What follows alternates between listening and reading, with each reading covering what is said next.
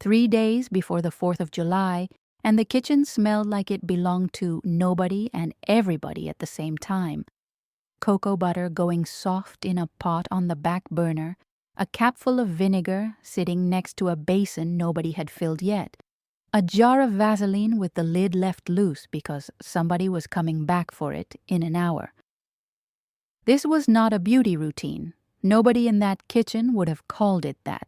This was preparation for the one day a year the whole family showed up, the whole block came outside, and a woman was going to be looked at by everybody she loved and a few people she hadn't seen since Easter Sunday. And she was not walking into that day unprepared, not because a magazine told her how to look, because nobody's magazine ever bothered to. She built her own instructions out of what was already in the cabinet, and she never wrote a single one of them down. 15 of those instructions are what I'm about to give you, and I want you to sit with something before we even start. The last one isn't a recipe at all. It's the one she kept closest to her chest, and by the time we get there, you'll understand exactly why. I'm Viola, and what I'm about to tell you, your grandmother knew this before the 4th of July ever meant fireworks and folding chairs, and somebody's uncle burning the ribs on purpose so nobody would ask him for seconds. The question is whether anybody ever sat you down and told you the truth of it. If this is your first time at this table with me, do me a favor right now. Hit that subscribe button, because every single week what we do here is dig up what was buried and hand it back to the people it belonged to in the first place. Hit subscribe, ring that bell, and let's get into what was really happening in that kitchen before the party ever started. Understand the world these women were standing in. This was the late 1960s sliding into the 1970s, the era of the Black Power salute, of afros worn high and unapologetic, of a generation deciding out loud that they were done asking permission to exist beautifully. And the 4th of July was the biggest stage most of them had all summer, not a vacation, not a wedding. One single day when the whole family gathered in one yard, and a woman was going to be seen by every relative she'd grown up with. There was no beauty counter waiting for her downtown, not the kind that mattered anyway. The shelves had lotions in bottles and powders in shades that stopped 2 tones short of hers. She wasn't walking in there for what she needed that week. She already had what she needed. What she didn't have in money, she had in knowledge, passed hand to hand through a kitchen door, and I promise you, what she built with that knowledge still outperforms half of what's sitting in a department store today, with a fancy name and a markup to match. Number 1, the cocoa butter melt. This usually belonged to the mother of the house, sometimes the grandmother standing over a small pot, with a wooden spoon that had done this exact job for longer than anybody could remember. Raw cocoa butter, hard as a bar of soap straight from the wrapper, going glassy and soft over low heat until the whole kitchen carried that smell. Somewhere between chocolate and church incense, thick enough you could taste it in the back of your throat. She wasn't melting it to eat. She was melting it to seal. Long before anybody put the word barrier on a bottle, she knew that skin standing outside all day in July, heat, pool water, and barbecue smoke needed something that could survive all 3 at once. Store lotion sweated off by noon. This didn't. She worked it into her arms and legs while it was still faintly warm, and by the time she buttoned her dress, her skin carried a shine that had nothing to do with sweat and everything to do with a woman who planned ahead. But before we get to what she did with her hair that same morning, there was something she did with her hands, first thing every single day that week, that almost nobody talks about anymore. Hold on to that. We'll come back to it before this video is over. Number 2, the vinegar rinse. This one belonged to whoever was doing the hair that morning.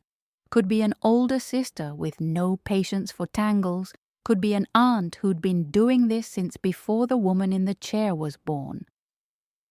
A capful of vinegar stirred into a basin of warm water, poured slow over hair that had just been washed clean. The smell was sharp for a second and gone just as fast, and what it left behind was hair that didn't frizz the moment it stepped outside into July humidity. She didn't know the word pH. She knew that vinegar closed the hair back down after washing, smoothed it flat, made it hold whatever she was about to do to it next. Pressed, braided, wrapped in a scarf until the last minute. The beauty industry would spend the next several decades bottling that exact same chemistry, giving it a French name and a price tag she never would have paid. She had it in the pantry the whole time, sitting right next to the cornmeal. Number 3. The egg and mayonnaise mask. I know how that sounds, family, but stay with me. Before a big day, hair needed to survive a hot comb, maybe a curling iron after that, without snapping off at the ends from all the heat. So the night before, somebody would crack an egg straight into a bowl of real mayonnaise, the kind made from actual eggs and oil, none of that imitation business, and work it through hair from root to tip before wrapping it up tight in a plastic cap. That egg carried protein into strands that had taken a beating all year. That oil carried moisture back into hair the heat had been quietly stealing for months. It wasn't glamorous. Nobody wanted company over while that cap was on. But by morning, that hair had a strength in it that no amount of styling product could fake, and it held every curl she put in it the next day like it had something to prove. Number 4. The castor oil edges.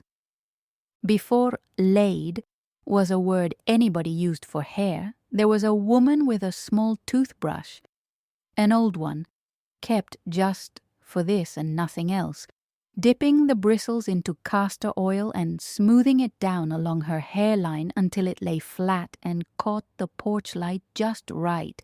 This wasn't vanity. This was precision. This was a woman who understood, without ever saying it out loud, that presentation was part of dignity, and dignity was not something she left to chance on the one day her whole family would be looking straight at her. That oil fed the follicle, thickened a hairline that years of heat had worn thin, and gave a finish that survived hours outside in the sun. Decades later, a whole industry would build entire product lines around a single word, edges, and act like they invented the concept. They didn't invent it. They just finally noticed it. Number 5. The sugar and Vaseline lip scrub. This one was small, almost private, usually done the night before in front of a bathroom mirror with the door half closed. A pinch of white sugar worked right into a fingertip of Vaseline, rubbed gently over lips that had spent the whole summer out in the sun, then wiped clean with a damp washcloth. What was left was soft, no cracked skin catching on a smile in the family photograph. She wasn't reading an ingredient label. She was using what was already in the kitchen and the medicine cabinet, understanding the way women of that generation understood most things, through repetition, through results, through watching her own mother do the same thing the summer before. Physical exfoliation, followed by a moisture seal, is sold today in a little tin with a pastel label. She had it under the bathroom sink for a fraction of the price. Now, before we go any further, I want to hear from you, family. Before we get into a trick that's going to surprise some of you sitting here, I want to know something. What did the woman who raised you do in that kitchen before a big family day that nobody else's family seemed to do the same way? What did she use? What did it smell like when you walked into that kitchen and knew something was happening? Drop her name in the comments right now. Tell me who she was, because somebody scrolling through this comment section is going to read what you wrote and see their own grandmother standing right there in it. Let's find each other down there, family. Let's give these women their flowers while we're still here to do it properly. Number 6, and this is the one that's going to make some of you sit up straight. Cornstarch worked in as powder under the arms, behind the knees, along the back of the neck, anywhere heat and sweat were about to become a problem for a woman standing outside all day with no air conditioning waiting for her at the cookout. I know that sounds strange if you've only ever known a spray can with a brand name on it. But cornstarch pulls moisture in and holds it, the same way it thickens a pot of gravy on the stove, keeping skin dry for hours without the harsh chemicals in most deodorants of that era. Chemicals that irritated darker skin and left marks that took weeks to fade out. She wasn't guessing at this. She had learned the hard way which products from the store left her skin raw and which ones from her own kitchen never once did. Cornstarch never did. It just sat quiet in the cabinet, doing a job nobody ever gave it credit for. Number 7. The cucumber and rosewater toner. By the time all this preparation was done, the hair, the skin, hours already spent on her feet in a hot kitchen, a woman's face showed every bit of it. Puffy eyes, tired skin. So somebody, usually the grandmother who had done this 100 summers before, would slice a cold cucumber straight out of whoever's garden it came from, and press the slices gently over closed eyes while a small pot of rose water, sometimes made from scratch by simmering rose petals down slow on the stove, cooled on the counter. She'd pat that rose water into her skin after, and within the hour the tired had lifted right off her face. This wasn't pampering for its own sake, family. This was a woman making sure that when she stepped outside to greet the family she hadn't seen since Easter, she looked like she had rested, even on a week she barely had. Number 8. The bluing rinse for gray hair. This one belonged to the oldest woman in the house. The grandmother, the great-aunt, the matriarch whose hair had gone silver years earlier but who refused to let it look yellow or dull under a July sun. A single drop, no more, of the laundry bluing sitting under the sink for whites in the wash, mixed into a whole basin of rinse water, just enough to counteract the yellow that gray hair naturally pulls toward with age and hard water. Too much, and her hair would come out looking blue as a jaybird, and every woman in that kitchen knew it and would tease her about it for a year. But just the right amount, and her silver hair came out bright and cool-toned, nearly white under the sun. The exact result a specialty salon charges a small fortune for today, calling it a toning treatment in a violet-colored bottle. She had been doing it for 2 cents a capful, since before some of those salons ever opened their doors. Number 9. The watermelon rind on sun-hot skin. Nobody threw the rind away that week, not in a house preparing for the 4th. After the fruit was cut and served, somebody would keep the pale inner rind aside, cold from the icebox, and press it against skin that had spent too long in the sun already. The back of a neck, the tops of shoulders, wherever the heat had settled in and started to sting. That rind carried water straight into the skin, cooled it down fast, and took the flush out of sunburned cheeks before anybody at the party could ask what happened. Nobody called it a remedy. It was just what you did with the part of the watermelon nobody was going to eat anyway. But it worked. And it worked because that rind was carrying moisture and enzymes that a modern cooling gel tries to imitate with a chemical substitute and a much higher price. Number 10. The aloe from the windowsill. Almost every kitchen on that block had a plant sitting in a coffee can on the windowsill, spiky and unbothered, that nobody watered much because it didn't need much. The second somebody got too close to the grill, or the iron slipped, or a hand brushed a hot pan pulling cornbread out of the oven, that plant got snapped at the base and split right open.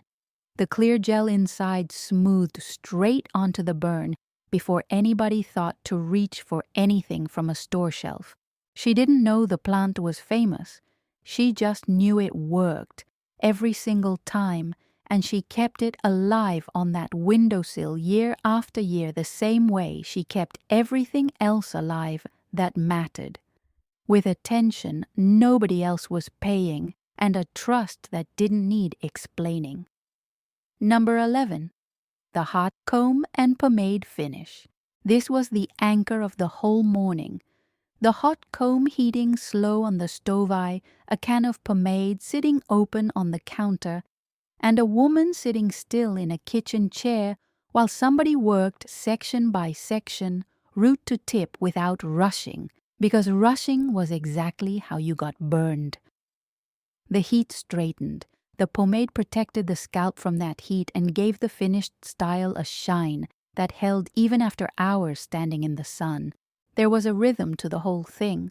The sizzle, when the comb touched a section still slightly damp near the root, the smell of hair and heat and pomade all mixed together. And every woman in that house knew that rhythm in her bones because she had sat in that same chair as a girl long before she ever stood behind it as a woman doing the same work for somebody younger. Number 12. The Vaseline and baby oil shine. Before the good dress went on, the one saved special for the 4th, pressed and hanging on the back of a door since Tuesday, a thin layer of Vaseline mixed with a splash of baby oil got worked into bare legs until they caught the light instead of just sitting there dry and dull. This wasn't about looking wet or greasy. It was about looking alive, about skin that had been out in the sun catching light instead of just baking under it. She learned exactly how much was too much through trial and a few too many oil stains left behind on somebody's good church clothes, and by the time she had daughters of her own, she had it down to the exact right amount, applied in the exact right order, time to dry before the dress ever touched her skin. Number 13. The rosemary rinse. Somewhere between the vinegar rinse and the hot comb, a sprig of rosemary, sometimes pulled straight from a pot by the back door, sometimes dried and kept in a jar for exactly this, went into a small pot of water and simmered down slow while everything else in the kitchen kept moving around it. That water, strained and cooled, went over the scalp as a final rinse before the heat came anywhere near it. She couldn't have told you the word circulation. She could tell you her scalp felt awake after it, cool and tingling in a way that made the rest of the morning feel like it was starting off right.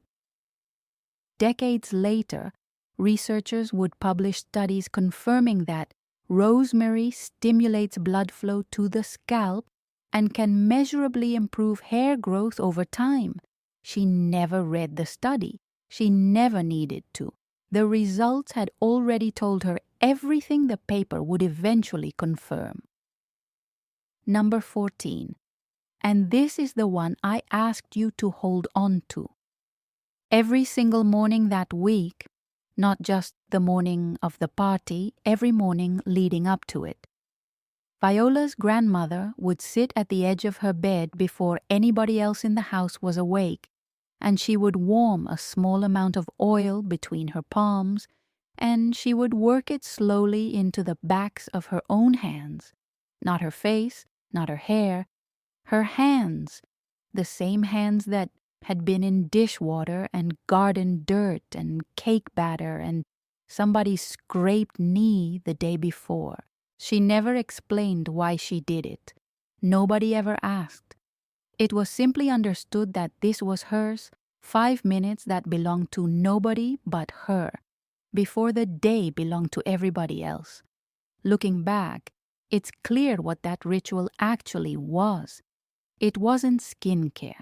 It was a woman reminding herself quietly, before the world got its hands on her time, that she mattered too, that the hands doing all that work for everybody else deserved 5 minutes of care from somebody, even if that somebody had to be herself. Which brings us to the last thing, family. The one that isn't a recipe at all. Here's the truth underneath everything I just told you. Every single one of those women, the one melting cocoa butter, the one mixing bluing under the sink, the one holding a hot comb steady over a stove eye, every one of them was getting ready for a day when the magazines on the rack at the corner store wouldn't have her face on them. The television wouldn't have her family on it.